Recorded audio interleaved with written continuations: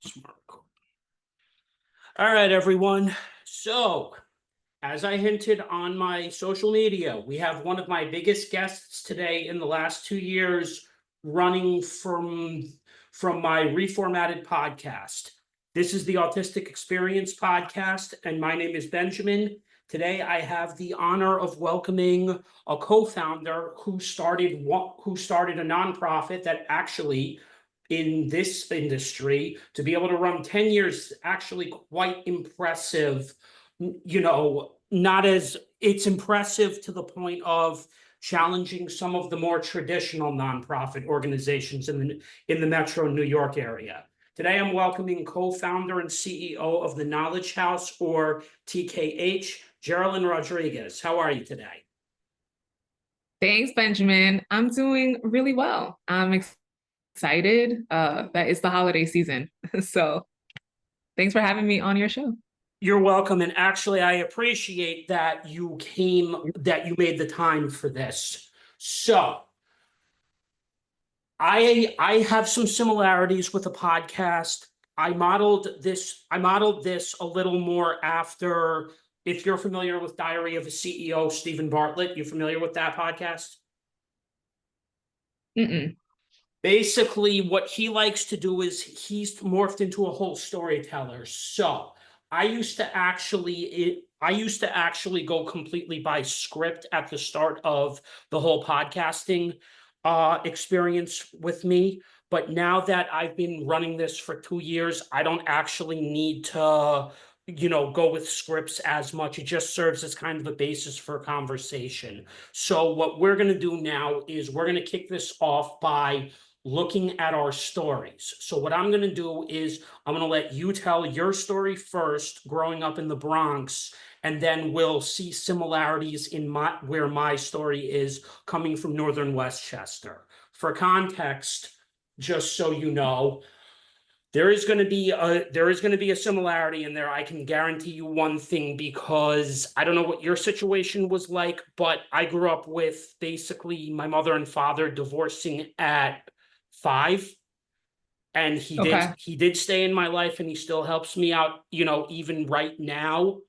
But, at that age, it was not easy for me. So we'll let you start off. Okay.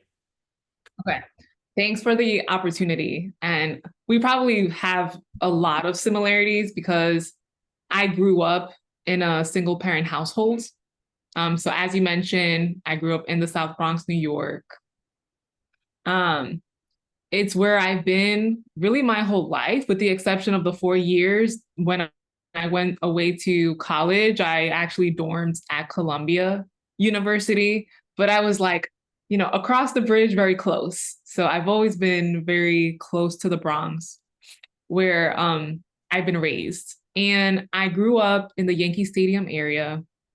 My mom, Yankees East 151st Street, right? 61st Street, 161st Street. Yeah. 161st Street, my mistake. I'm the only person that can brag that's taken all three major Metro North train lines.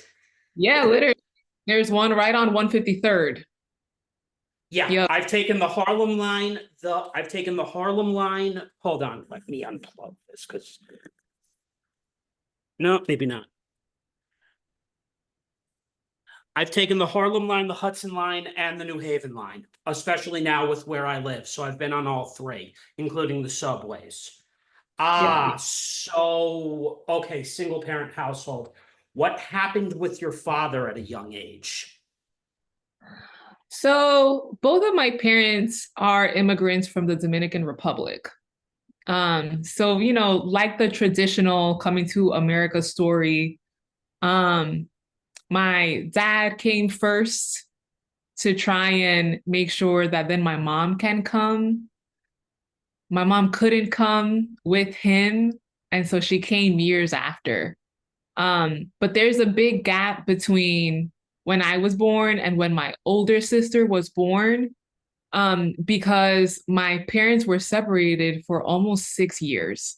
Like literally one of them had to come first and wait for the other one to get legal papers, etc. They couldn't come at the same time. Um, And so that already, I think, was hindering their like relationship when they both were in New York at the same time, both recent immigrants. They had been separated for so many years that it was just hard for them to like rekindle, you know? And so I do remember being born. I was born in 1981, right? And so, Oh, uh, you were born 4 years before me. Oh, uh, or 3.5 years before me. I was thinking you were a little younger for some strange reason. I'm totally younger. My older sister was born in 1981. She was born in the Dominican Republic. I was born in 1989. That's what I was gonna say. I was born, Okay. going into the 90s. So yeah, there's a big difference between me and my sister.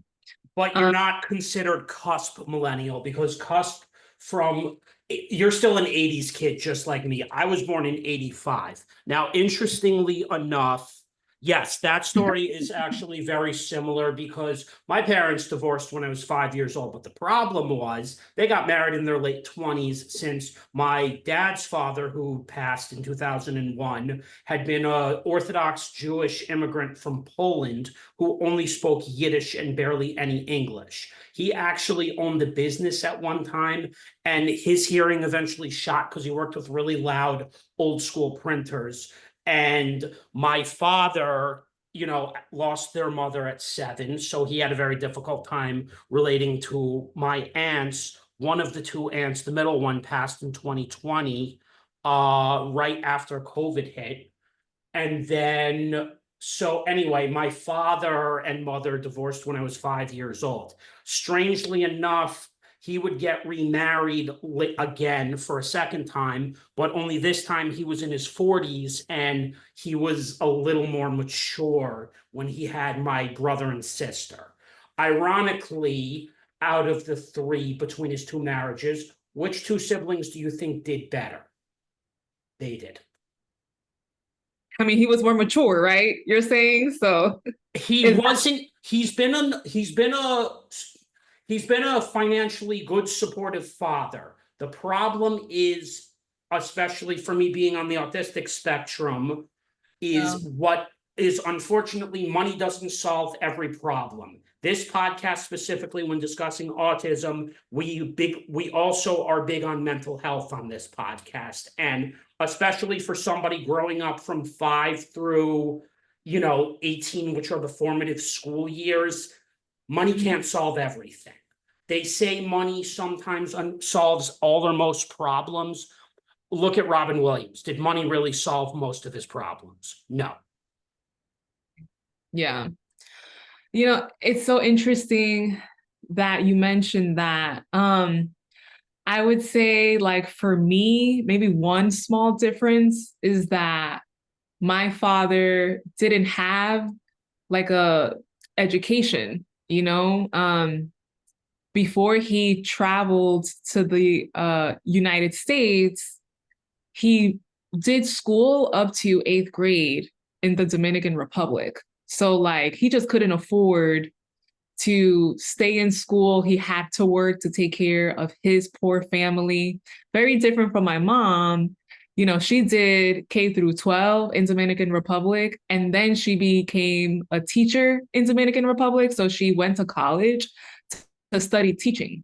So when they got back and they were both in New York at the same time, even though my father wanted to contribute financially, he really couldn't. It was my mom that was able to get a better paying job. My dad was a part-time cab driver. And They don't make enough money. Even today with Uber, you can't really make enough money. Uber isn't, I don't even consider Uber or Lyft very shortly to be a side hustle because you're very dependent on the amount of hours that you do. I've spoken with some of these cab drivers before, just like trying to be a livery cab driver. You're never really going to make the money you think you are. yeah, Now, understandable, because what you're pointing out is eventually probably what we're going to get to during this discussion, which is As much as we probably both don't want to admit it, since we are both very highly educated, unfortunately, the degree is still sadly being used as a screen out, whether we want it to be, part of obtaining employment or not. It's unfortunately still there and it's a hindrance. It is 100%. I would make one additional argument, which I know you'll understand, but most of my friends wouldn't. I honestly think the degree is honestly what it really is to me at this point. It's another form of discrimination. It's just really smart discrimination, because effectively what it basically says is no matter where you come from, are you smart enough to go leverage student loan debt to try to get ahead in this world? Yeah. Look, I think the value of education has really evolved in this country. I do also. You That's know, going to be part of this conversation. There are a lot of cheaper options than there once were, especially for us growing up, because we needed those options when we were growing up, but not all those options were available. yeah. So because companies haven't reevaluated the value of a college degree, there's just a mismatch between like what skills are needed now and what really does a college degree prove, right? Remind me what the average age of a Fortune 500 CEO is now today. Most likely, I think we both know the number of that, 60 and up. You're right. Yep. Basically, baby boomer. I love our parents' generation, but unfortunately, we're still like mid stuck in the 20th century with job seeking and education. And you probably read the same articles I have. It's not looking good for a large majority of even your own generation to be able to become homeowners nowadays.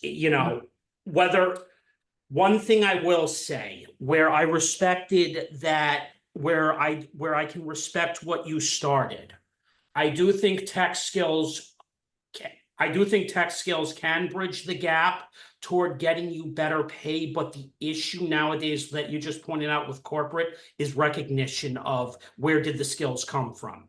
It shouldn't matter where you obtain the skills. What matter is, in terms of career mismatches, is why are we putting people like myself who have college degrees in business administration into a medical scheduling role? Oh, was it because I conveniently had up to 20 years of customer service, which I have 2 degrees. You could clearly, consider me to do other things, but this gets into a whole nother argument about hiring personnel and recruiters not evaluating properly. Yeah, 100%. I always used to joke in my early education days because I quickly learned when I was doing like college, like education organizing, and I worked really closely with college students. They used to organize for educational equity. I learned early on that for low income college enrollees, most of us study psychology, but barely any of us become psychologists. You know what I mean? And so it's such a mismatch. Like we're not even using our degrees for like what we studied, right? Like we end up in different jobs. So it's like it's all of the social emotional skills that we learn in college by networking or being a part of student government or student clubs. That's what's valued in today's workforce, not even the actual like content that we absorbed in our degree programs. So interestingly enough, I have something that's tied to this, because unfortunately for what I'm doing now, podcasting, my parents have no connections for this whatsoever. So unfortunately, this is not an area that either of them at the end of their 60s are going to be able to help their son, succeed in. I mean, clearly I've been pretty good at doing it on my own, or at least pretty consistent just with posting with social media.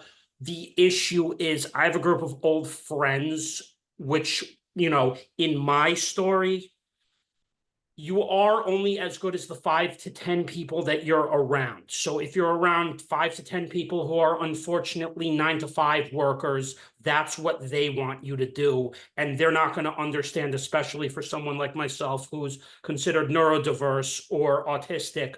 Why can't you get a job? Oh, I know why I can't get a job, but are you smart enough to see it? It's because we have a really crappy understanding of what people on the spectrum are capable of. You want another example of something that's stuck in the 20th century? Basic human rights for people on the spectrum. Since the 1920s, we've had white women obtain the right to vote. 1965 was Black women. And then after that, we saw LGBTQ be able to finally achieve the right to marry, the right to, also the right to vote as well, which was fought for by the government, as a basic human need. But neurodiverse or autistic people like myself, where's that one? That's one Yeah. that's actually overdue at this stage. Yeah. I think, unfortunately, even though we should be evolving as a society and making sure that freedoms and, just opportunity to high quality education, to high quality jobs is accessible to everyone, we're like not heading in that direction. And it's really sad, it's kind of like we're going backwards to the 20s, like everything that you're describing. You mean we're going back to the 1860s where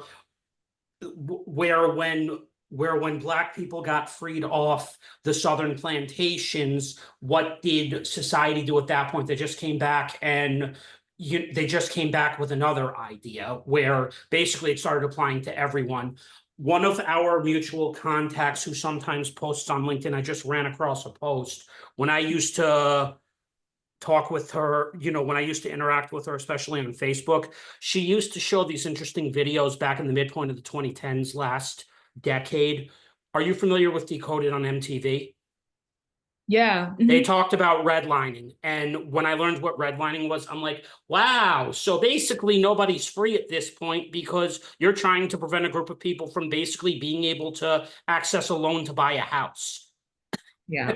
Fantastic. Let's clap at the stupidity because now they just upgraded it to basically say, oh, anyone who's basically poor, low income, can't access ability to get a loan to buy a house, can't basically do anything. So yeah, we're going backwards. We're going backwards. Even and what I do think is probably worth bringing in today is, all right, when you started Knowledge House, let's go back into your story and discuss that. So what was the original idea for Knowledge House? Was it supposed to be an in-person school? Was it supposed to be a hybrid school or a remote school? It's a good question. So the Knowledge House is now 10 years old. And when we started in early 2014, we just knew that we wanted to provide an alternative education pathway, especially targeting folks that weren't on a college track. So they didn't have college degrees, but they were hardworking. They wanted access to high-paying jobs. And so at that time, I had met my co-founder, and I saw himself teach himself how to. I saw him teach himself code. He taught himself Python. He and a friend just learned it on their own, and then I started to see how feasible it was to empower folks with tech skills. And he didn't study computer science. But I saw him also get his first tech job. And then it became feasible for other people. I started to have this vision. If other students in the Bronx where we were working, where we were living at the time, if they had access to just basic skills, they can change their lives around. And so for me, tech was an approach to providing high quality education, especially for non-traditional learners, but it could have been anything. If folks were getting high-paying jobs by, I don't know, make anything up, being chefs, right? And like it was accessible to everyone and you didn't need a college degree for that, then we would have chosen that. But it was the fact that like tech jobs were fast growing, they were high paying, and at least 10 years ago, when you looked at technical job descriptions, half of them didn't require college. So back then, those were the jobs that we were like targeting. And then And of course, then, and then it, unfortunately, corporate America changed the rules once again because now they started seeing that more people were able to access these jobs. So they're probably like in a meeting somewhere among all the Fortune 500. Gee, how do we basically prevent people from getting into these jobs? Oh, yeah, let's require you having a degree. My co-founder, who's also a technology person like yours, his name is Justin.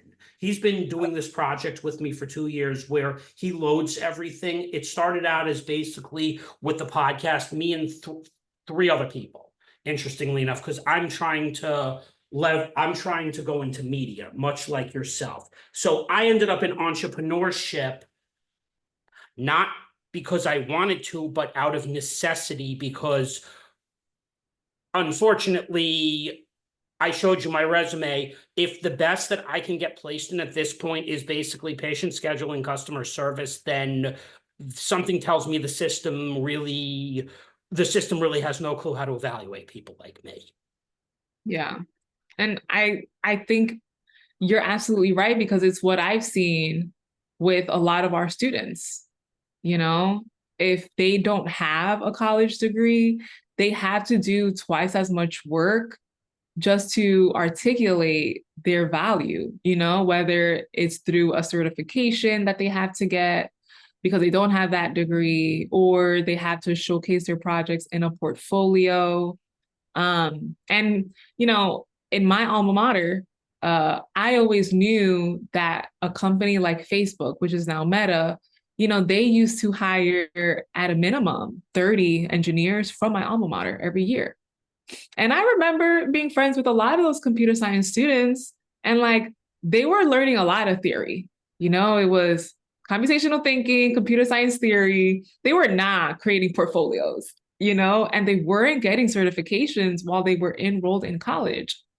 But they, Because the funny thing is, if you really want to think about it, considering that is an Ivy League school, I'm not going to try to make this, I'm going to try to make this sound as nice as possible. You were probably among a lot of students who came from mid-tier to older money whose parents could afford to send them there.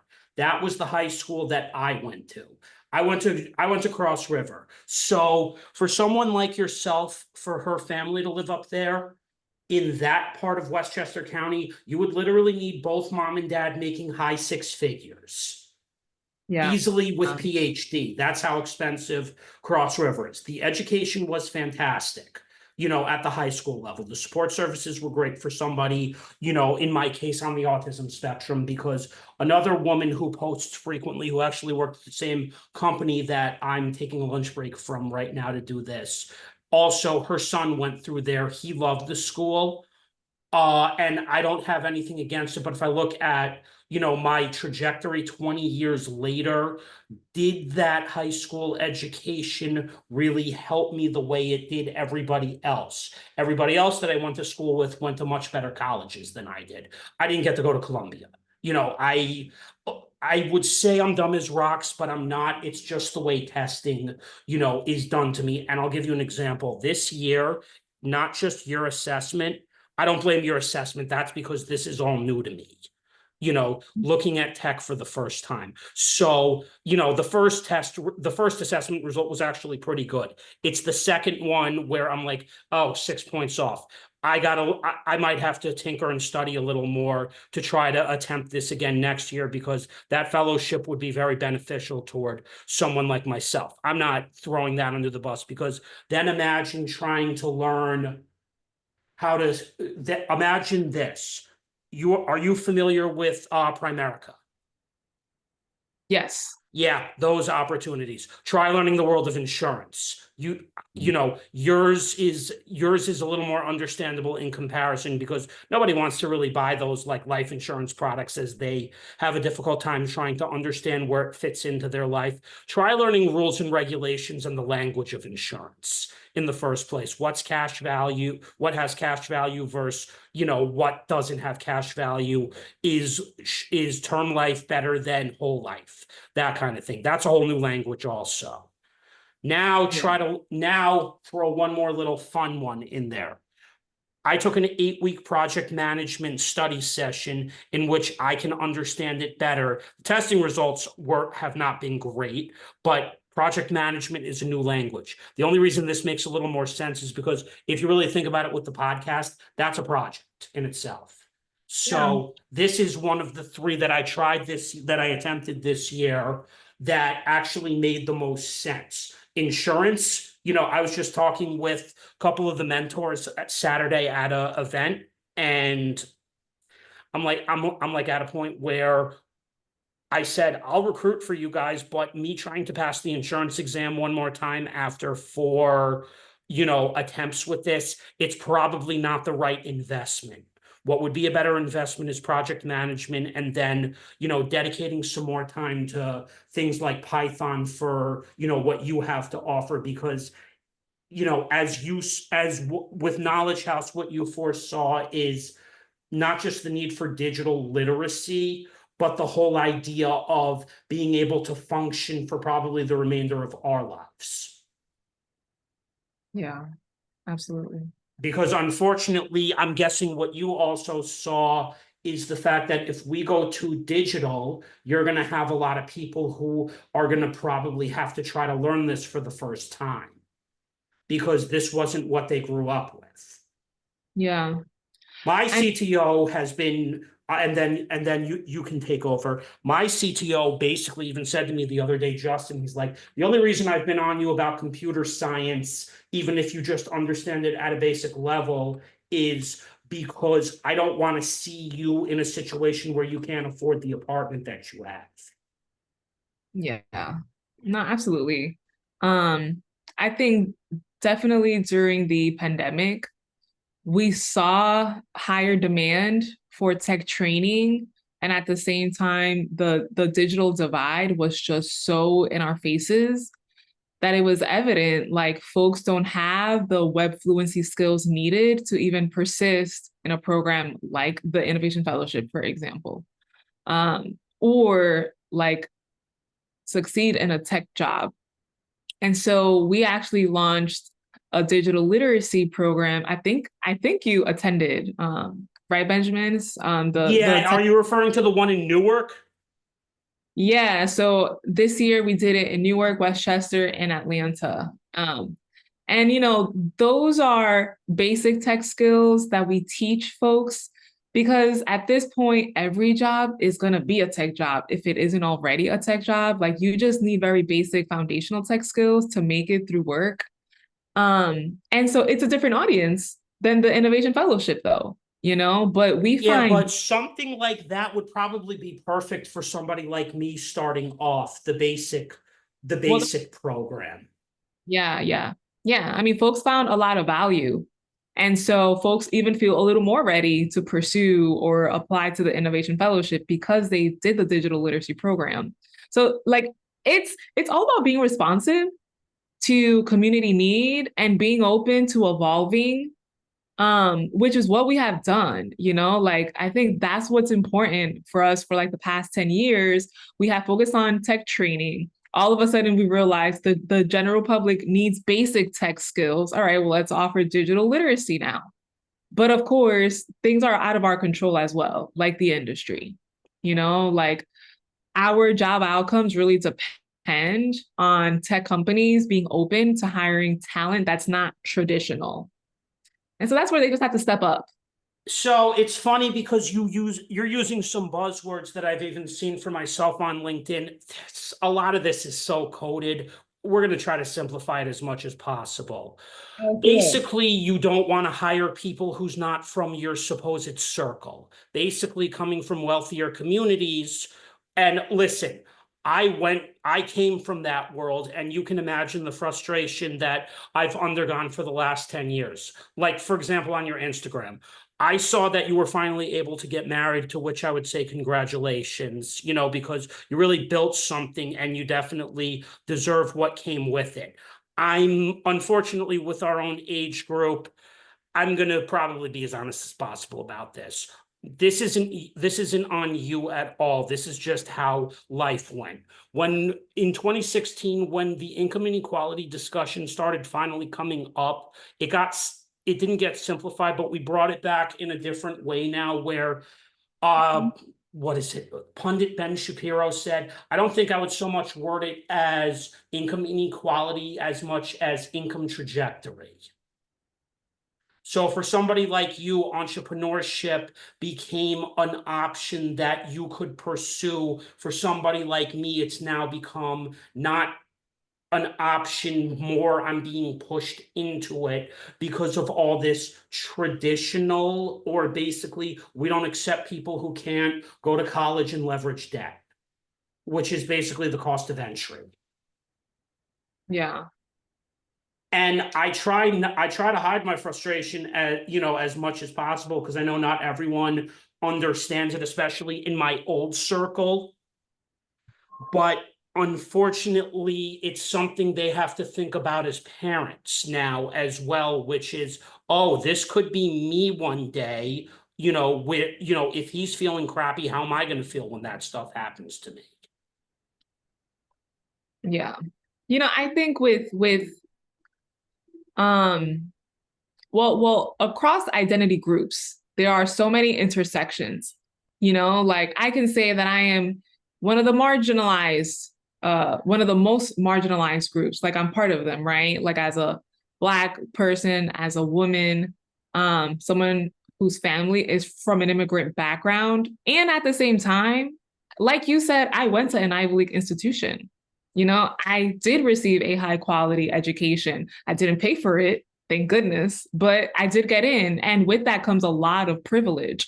So I can definitely like relate to your story and how you feel, right? Like you might have come from a different socioeconomic background, but you've had to deal with a lot of the same challenges that I have had to deal with.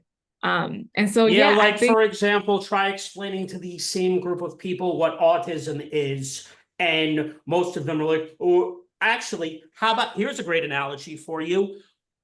Remember the term mental retardation back in the 1990s? Horrible term. Yeah, exactly. One of the guys that I graduated with last year finally apologized to me for that remark, and finally said, we didn't realize it until maybe 10 years later, but we have a cousin who has your same challenge. And if I said that to you back in the early 2000s, I do apologize for that, because I had very little understanding of it. And this was at my best friend's bachelor party. My best friend, I'm going to give you a little story about this. Even himself, this year, he was criticizing me for the amount of time that I spend online, until finally, 2 weeks ago, he finally admitted, I feel bad for your situation, because no matter what you've done, yes, you're like some of the other people where you feel left behind. Yeah. It took him having a son to finally maybe realize, oh, this might be my son one day, 18 to 20 years from now. Yeah. I mean, yeah, people just need more exposure to the real world, and we get more mature with age. So, Not everyone, though. I had to cut off somebody out of my circle this year who hadn't grown up since high school. Try explaining divorce to him, and he said something to me, oh, your father sounds chaotic, in text message. So I said, wow, you really should not be speaking on things you don't understand. And which led me to, when I cut him off, basically say, we're adults now. I'm under no obligation, in any which way to keep you in my life if I don't want to. He Yeah. didn't like that, but unfortunately, whether he likes it or not, he needs to realize something, especially as adults. Old loyalties, old loyalties are subjective to change. Yeah. So, let's see. 2:34. All right. I set this for an hour and a half thinking we were going to need it. We're probably not going to, we're not going to need that time. We got at least half an hour. So I think let's hear a little more about first what the beginning idea of your business was and then how it morphed over time. Okay. So continuing with the story, I had met my co-founder. He's our technical lead. He's our chief technology officer. He taught himself how to code. And I think you know this, Benjamin, but I studied film in college. And so like my dream was That was to my first major, by the way, also. Geez. I I ended up in business because Westchester Community didn't really have that type of a program. Okay, so can I ask you some questions after I tell my story? Because now I want to hear about that. So Sure. okay. So we'll come back to that. But yeah, like I actually did a film youth program when I was a little girl, and I just knew how expensive it was, like the editing software had a price tag. If you wanted to shoot on the most updated cameras, that was expensive. And so I just thought, well, teaching young people how to code, we can do that with no expenses. Like we can do that for free. Whereas teaching folks film was hard. And I had also already graduated college, and I was just realizing how hard it was to work professionally in film. Like 10 years ago, at least, you did need to work without pay to make it in the industry, or you had to just have a lot of money to like fund your own film projects. And I didn't No, have, you have to be from a you have to basically be from a rich family with a crap ton of connections, like my old community. yeah. So it didn't seem feasible. But then seeing my co-founder get a six-figure job once he taught himself how to code, I was like, well, let's just stick with technology. And so that's what we did. So this was now 10 years ago. We had our first program in partnership with a local community-based organization in the Hunts Point area of the South Bronx. And we just started with two young adults. Most of them came from the Bronx, some of them came from Queens. And it was 10 of them. We got, I think, like 8 to finish the program successfully. And then we got 7 of them to do an internship or go into a tech job. I think 1 or 2 were still in college, so they just went back to school, but they were studying some STEM major. And that's how we started. Then that program kind of evolved into what we're offering now and what we've offered for the past 10 years. And so to answer your question, at WCC back in 2004, they didn't really have much of a film program. So I ended up in marketing because it just seemed like the easiest option at that point. And it took me about 4.5 to 5 years to finish up with WCC because I had one really terrible semester in the fall of 2005.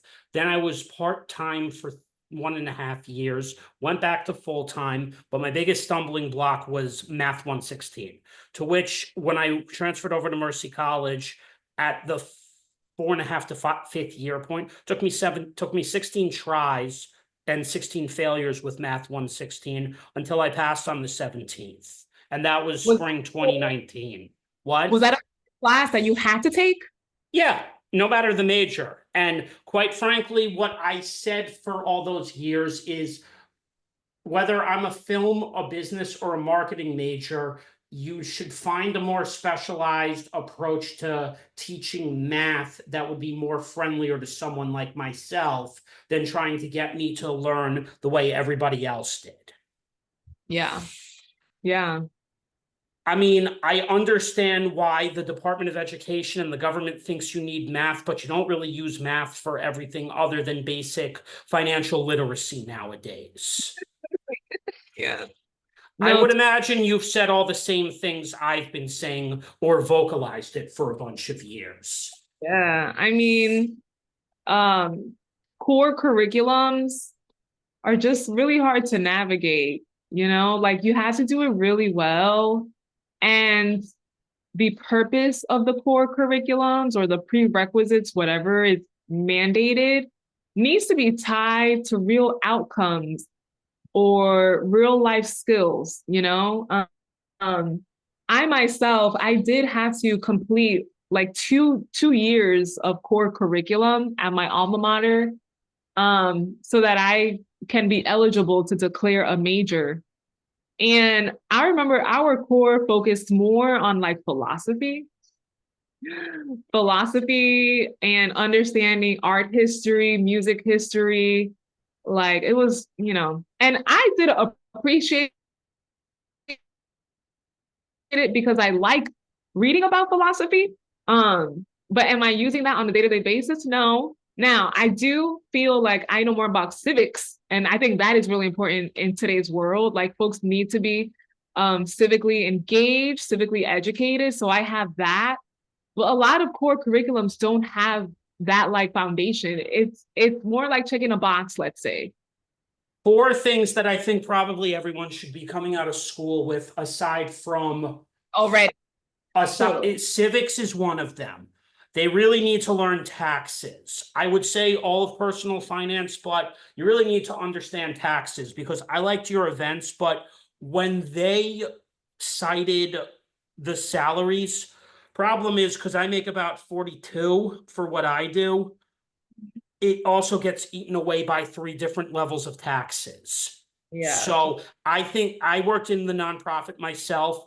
I had a crash course, and this is probably why I also ended up with not as many friends, because when I finally learned about how taxes work, not just through nonprofit, but through watching Nomad Capitalist channel, I'm like, this started driving people away from me, because they would literally cry over the fact that, you know, they think they pay this much taxes, but they don't, because business owners don't pay taxes. W-2 workers pay more taxes, actually.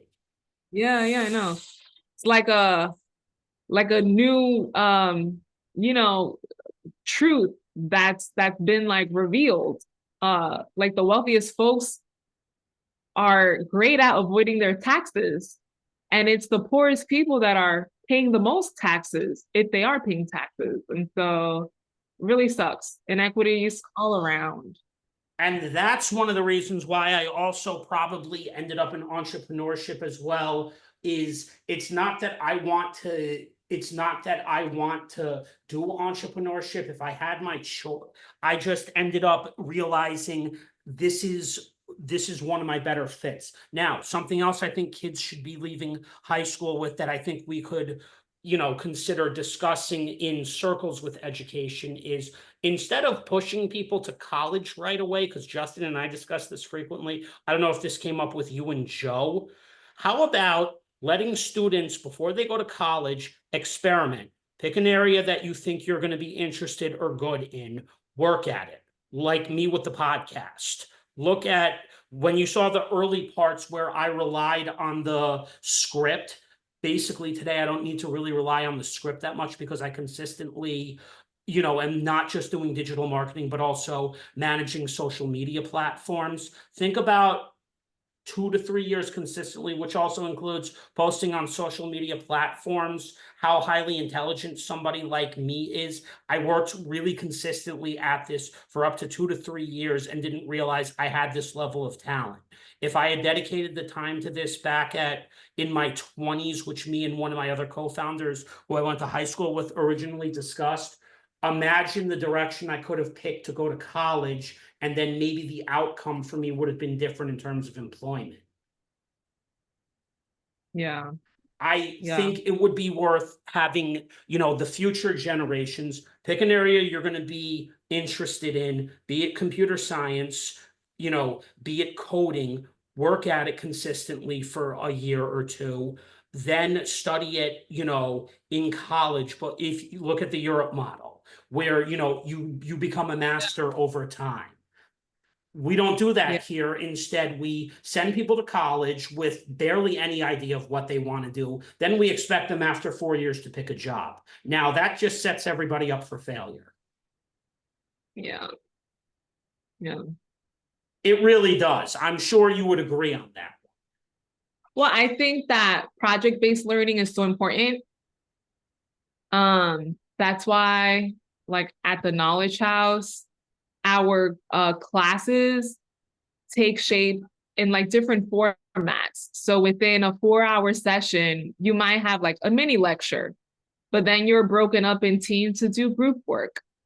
Or you might have an independent lab where you're like, doing research on your own and then coding. Then we have like peer reviews, right? Like someone in the class with you is looking at your code and giving you feedback. There's also like a lot of presentations. But because learning styles vary across people, it's so important that education is inclusive and accessible to everyone. So a one size fits all model, whether it comes to pedagogy, content, just doesn't work. No, it doesn't. It's funny that you mentioned that, because I've always said that also. Like, not every, it's like we have ball hats that people wear that are one size fits all, but we expect that to be employment, education. It's like, take a look at a LinkedIn post, with, any of these people who are privately career coaching, who haven't done it for like an organization, the difference between them or somebody from a recruiting background. You might be posting generally, in hopes that somebody's going to click on your whatchamacallit and then, take a look at, potentially your service. But even career coaches, when they do it for, their own reasons, they think the strategies that they use to get a job can work on everyone, and everybody's uniquely different. Yeah, exactly. Like, I observe this stuff on a daily basis. I've seen plenty of things in which I'm like, not that this became content, but it's the fact that you think these strategies, which might have worked 8 years ago, work today, and they don't, because they've been caught on to now, especially with, how specialized degrees are becoming. Now, I would ask this question: with TKH, would somebody like me be able to learn would someone like me be able to learn, tech from scratch, so to speak, would be the term? I think definitely learning how to code from scratch is definitely possible, regardless of like where you are, because everyone has different like needs. So I think it's about like, if you're going to an organization, so if you're pursuing the Knowledge House, does the Knowledge House have the like resources, the staff, and the expertise to customize your learning so that it's successful, because the thing is, anyone can learn these skills, because at this point there are so many organizations that provide tech training and they serve different target populations. So there is a nonprofit, I don't know if you've heard of it, Benjamin, but they're called Tech Kids Unlimited. And it is for youth, but it's for youth with special needs. And they do have expertise in teaching neurodiverse learners technology skills. You know what I mean? And we've actually done like a teacher training with them so that their expertise supports our teachers and we learn best practices. So I think we are getting better and better at customizing learning for a variety of audiences.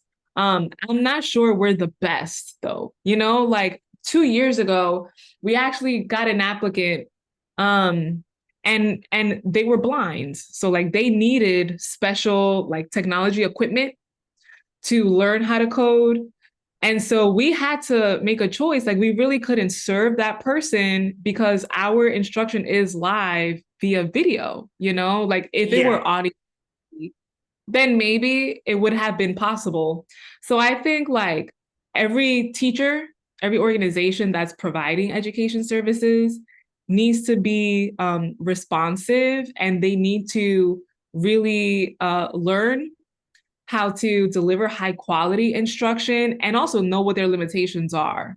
So there are nonprofits that do this really well. And I'm hopeful that with I know that you are a little suspicious about AI, but It's I not do. that I'm suspicious on AI. I can learn, it would be worth learning. Where I might be suspicious is how are we going to incorporate it in a responsible way in the future where it's not just going to cost, segments of people, their jobs, in what they already currently do. I That's have, the, you know, you I, what? I have that same concern. I have that concern. I also have a concern about accuracy. Like, are the results that AI is producing, are they really accurate? Because there's a lot of fake news on the internet. You know what I mean? But at That's another podcast topic, which I would love to have you back for, which is how the media's evolved to basically 50 feet of crap. yeah. This is why, I would definitely welcome you back for more collaborations in the future. And we can definitely, talk about planning, like what you did at your 10-year anniversary fireside chats, because I've actually literally enjoyed this today. Oh, good. Well, I'm so excited that you enjoyed it. And of course, I learn a lot every time that I hear you share your story and like the challenges that you've experienced, but also what you hope for, like just companies learning how to best serve employees, how Well, to. that's one of the plugs, which is I would like to be able to teach those type of companies with a 1 hour training, which I do, which I'm doing a lot more editing on. I would share those things with you after this, obviously, so you can take a look at them. Maybe there's something your own organization could benefit from. We could always discuss that. But beyond the collaborations, the one last thing I just want to know is, as far as my resume when I sent it to you, what did you think of it? And now that you've had the ability to sit with me here and see the skills at work, what would your assessment of somebody like myself be? Can you see exactly not just the frustration, but can you see somebody who's probably been underserved at this stage in his life? Yeah, absolutely. And I'm actually gonna like pull it up so that we can just talk about it together. Yeah. But the thing about your story, Benjamin, is you are very customer focused, which is an asset, you know? I know that you mentioned how you are limited to kind of like did you say customer care jobs We or like call customer. it's the customer service, customer care, whatever it's called. Yeah. But I think that you're really good at thinking out of the box and thinking about how to make people feel included. And I think that's a skill set. You know what I mean? Um, Unfortunately, though, we both know, without the proper degrees, supposedly, you can't really, it's not about, what do I want the higher salary or not, or something to be able to better support myself with. It's more the fact that only someone like yourself who's probably creative is able to see through, what's really going on, which is, I think most people in recruiting departments and HR departments do not have the understanding that a creative person does. yeah, yeah. I mean, you're doing all of the right things that I would recommend to my students. Like, I love how your certifications are like listed on your resume because it shows that you're a curious learner, that you are very resourceful. Um, and you can complete like informal learning experiences. Like I like all of these online courses that you added. I really love all of the volunteer experiences that you've added on here. Like how do you feel about working at nonprofits? Because you've mentored and you have volunteered at a lot of social impact organizations, you know? I don't And like, have an issue with that, actually, since you mentioned it. The Goodwill, which I took off the resume, but it's on my LinkedIn. I spent 5 years there at, what was considered a nonprofit organization. I wouldn't mind. It's the thing, it would have to depend on the nonprofit, and are they going to accept me as I am without the higher degrees? Because a lot of our more traditional nonprofits in this area have, they're asking for a higher degree. It's like, or depending on, if it's more of a, some of the, I'll give you an example. A bunch of my earliest guests have an easier time in the nonprofit sector because they're licensed social workers. okay. Yeah, you need your like license, like for that Yeah. stuff.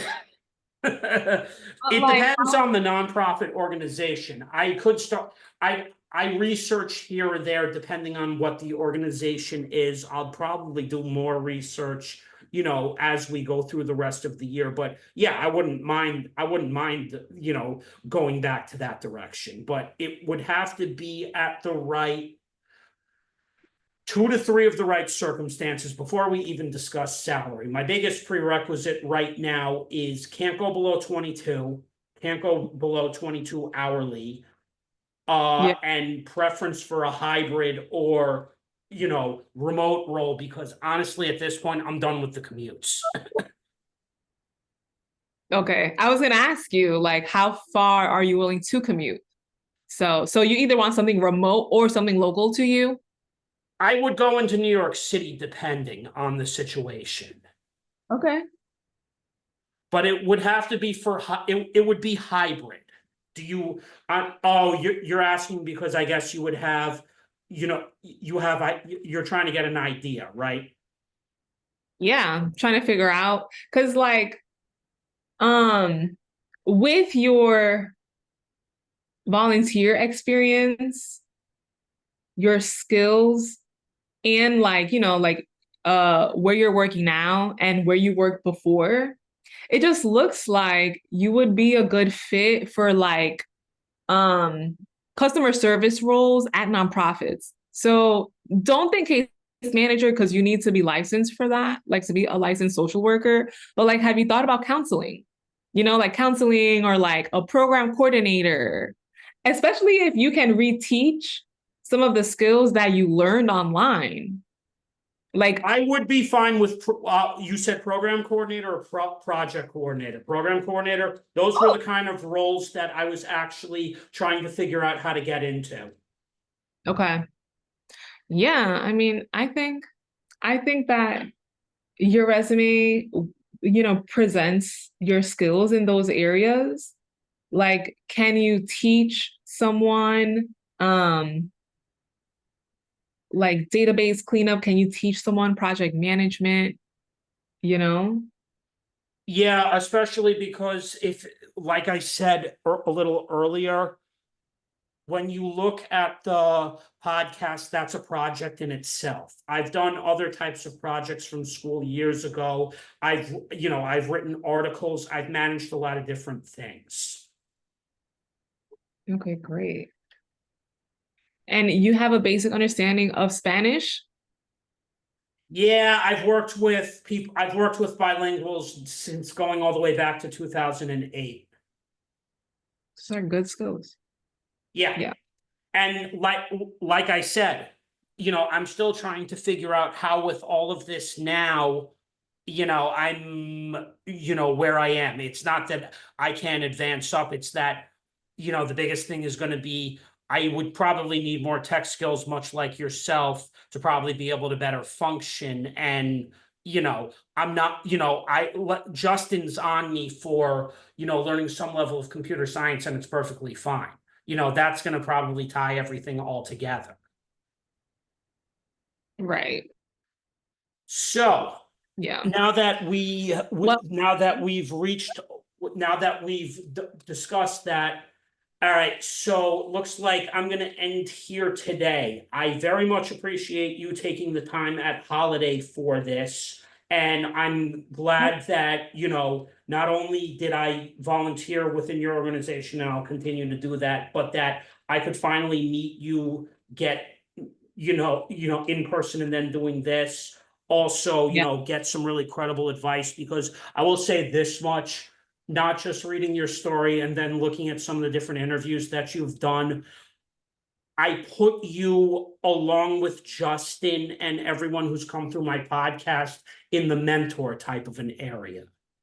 Oh, that's so sweet, Benjamin. I mean, I'm happy that you can find me as a resource. And a Have friend. We've also, through doing something like this, we've also created an understanding and a friendship, because at this stage of my life, most of my friends have moved on.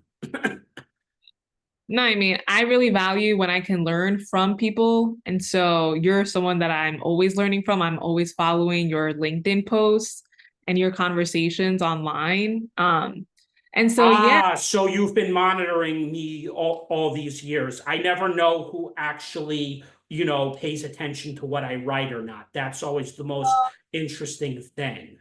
the notifications do pop up. So you're doing something right, because as soon as I open up LinkedIn, whether you're commenting on someone else's post or you've posted something yourself and folks are commenting, you are getting quite some reach. And so congratulations to you. I know That's because, think about this one. The one thing that all these people who run businesses on there pointed out, and they were right about one thing, because two to three of my earliest guests had said, you have to be consistent with this on a daily basis. Most people who, whether they start a business or not, whether it's coaching or something else, they stop after a certain point because it gets to be too much. yeah, 100%. Well, you keep going. Keep Yeah. going. You have a lot of supporters behind you, and we just hope that that grows and that you become more successful by advocating for yourself and others. So congratulations on how far Thank you. you. And it was great talking to you today. Thanks so You much. too. All right. So have a good day. You too. All right.